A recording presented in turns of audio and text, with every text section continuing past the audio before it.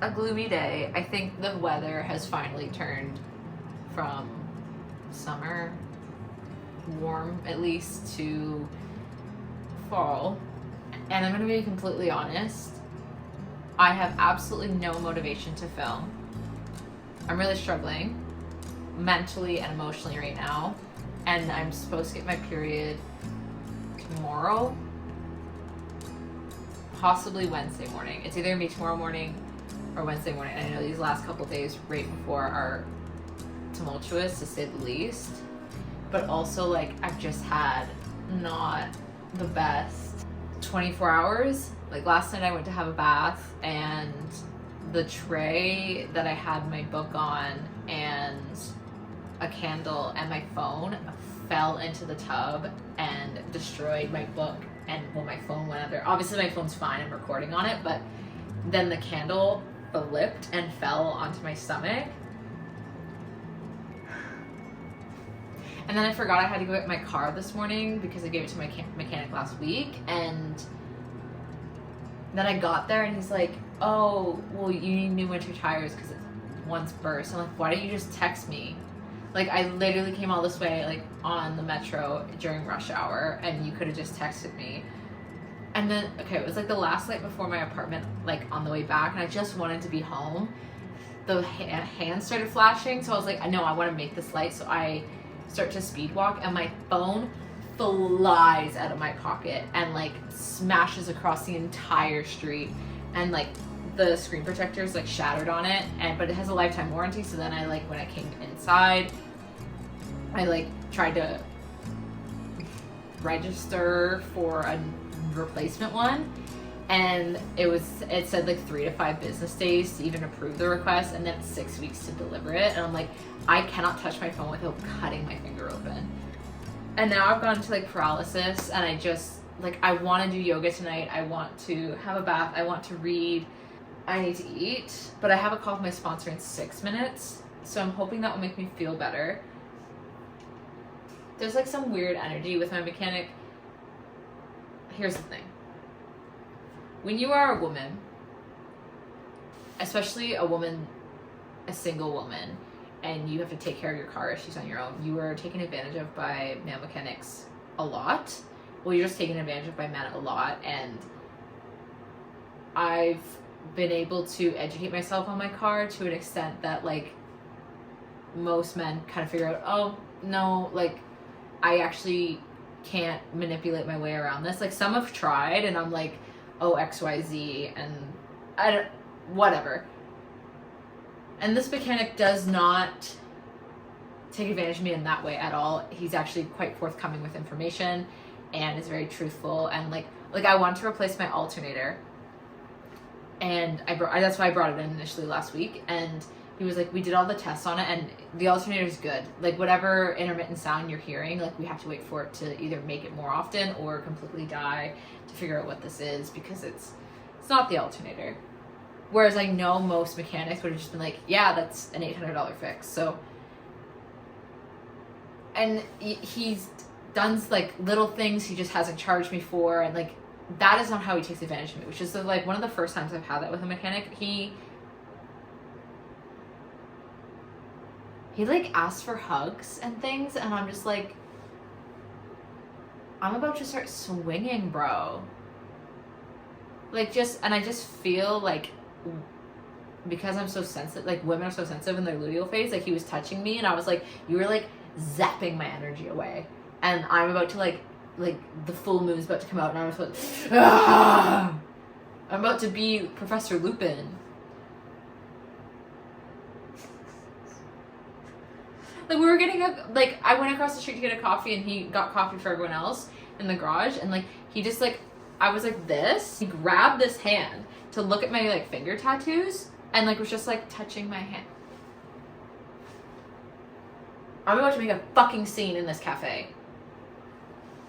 So that just made me super sensitive, especially like the fact that I couldn't touch my phone without. I need to prioritize self-care. I need to find the power to step out of my paralysis right now, because paralysis in this type of mental headspace is so real. Oh. call my sponsor. Hopefully she makes me feel a little bit better.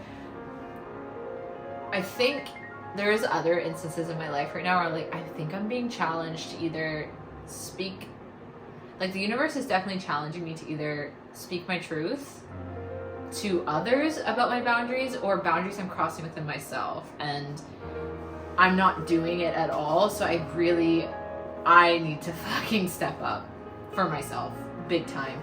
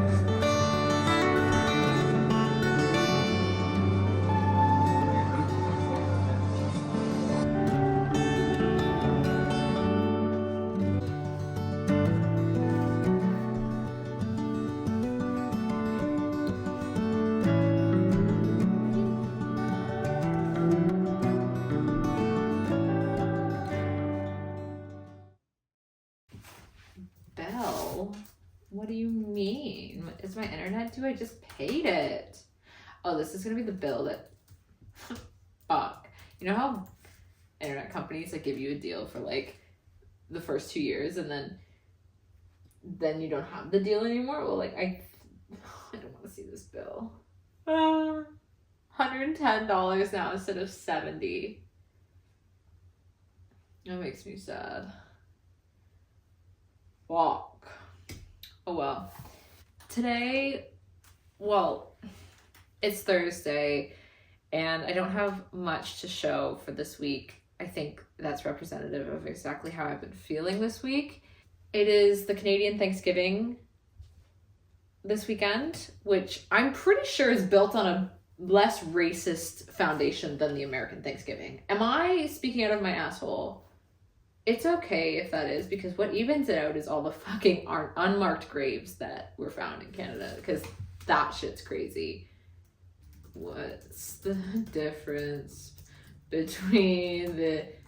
If that just gives me the date difference, I'm gonna be pissed.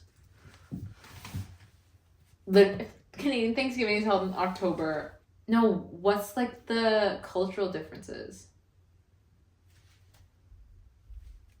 I don't give a fuck about the dates. Tell me about the dates one more time and I'm going to throw this across the room.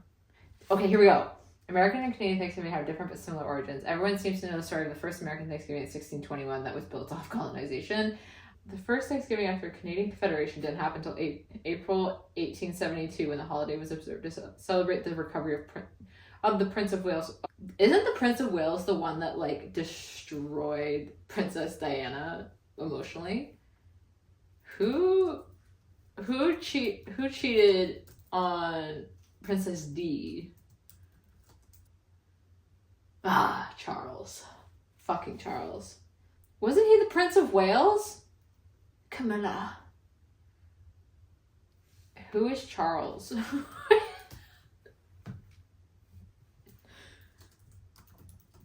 He's the Prince of Wales. Who is Prince Charles? I don't care, he's the king now. I know that. Fuck. R.I.P. Queenie. God save the Queen! God save the Queen! Excuse me, I got a question. Yeah. Was the Queen a top or a bottom? I wish I could die. I don't know. Just, what's your opinion? Bottom. Bottom? Yeah, because she's fucking dead. She's down there. She's a bottom. Love you, bye. Let's hear it. Was the Queen a top or a bottom? Oh, What? does he even know it? He doesn't even know what that means. He's too old. Yeah. Does she get fucked or does she fuck? She gets fucked. Oh, he's the heir apparent to the Prince of Wales. Okay. See, I'm not like stupid, but like I'm close. I'm gonna assume, based off of Canada's history, that the Canadian Thanksgiving is probably based off just as racist origins as the American Thanksgiving. There was absolutely no point to all that. The FBI agent in my computer looking at my search history. I went to get my car, finally, and here, I'm opening this up to all women. This mechanic cuts me such a deal.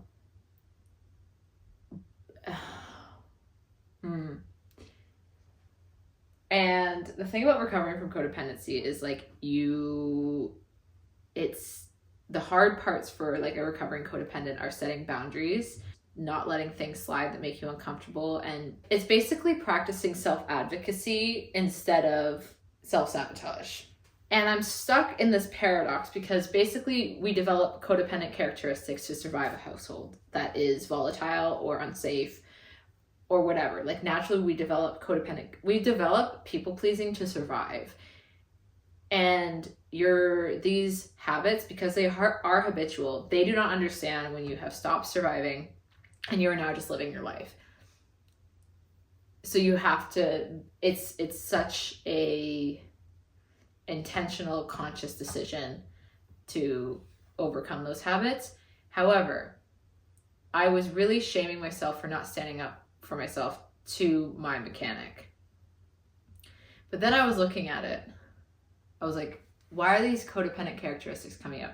Now, when the codependent characteristics come out and I let these things slide, instead of me just being like kind of quiet about it, it gets a visceral fucking reaction out of me, because now I've started to instill habits in me that do promote self-advocacy.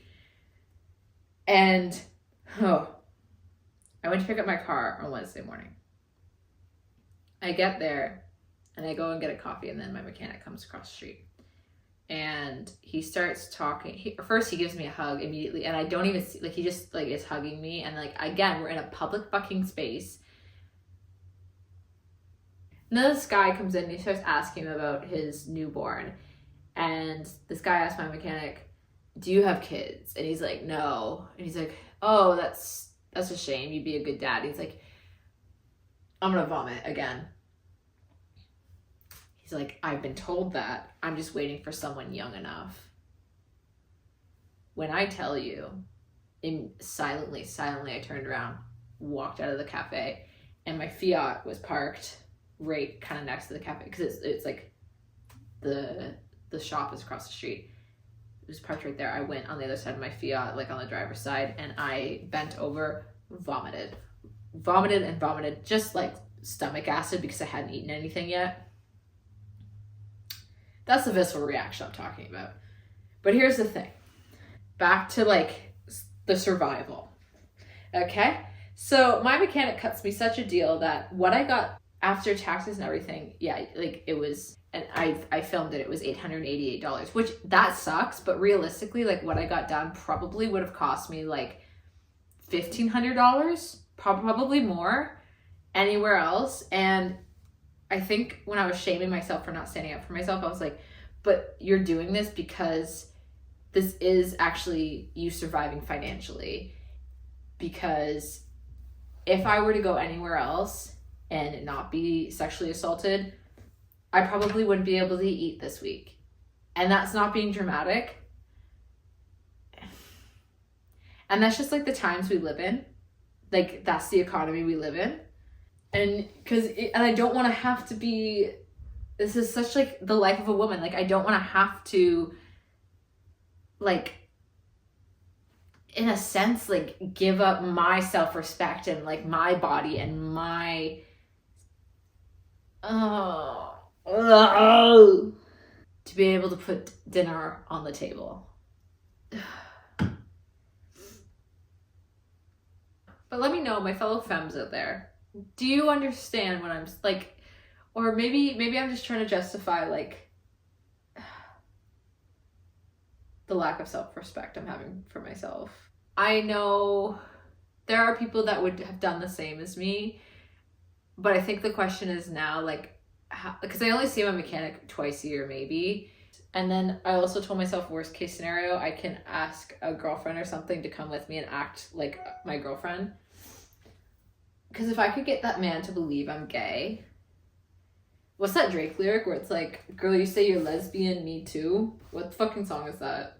I feel like Brittany on the Broski Report, like constantly looking up everything I'm saying. Fact checking myself.